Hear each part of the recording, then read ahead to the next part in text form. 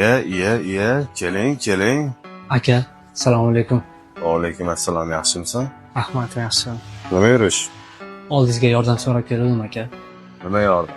Aka, uchta bola bilan ko'chada qolib ketdim. Uy olishim kerak edi, shunga qarz so'rab keldim. Qancha? 30 ming.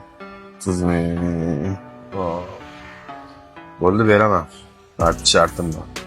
Qanaqa shart aka? Tilxat yozib berasan. Mayli aka. Mana. Yoz.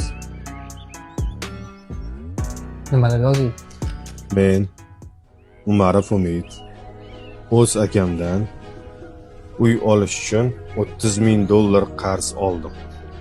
Va shu bilan birgalikda munosabatlarimizni uzdim. Yoz davomi bor. Bir qorindan talashib tushgan.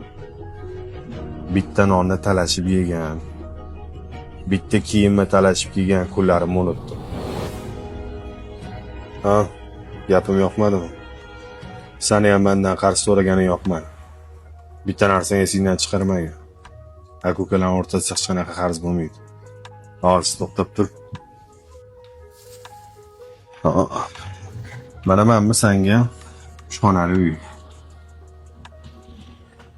Rahmat aka. Nima muammoying bo'lsa menga aytgin. Bunaqa yurmagin. Sizni yaxshi ko'raman.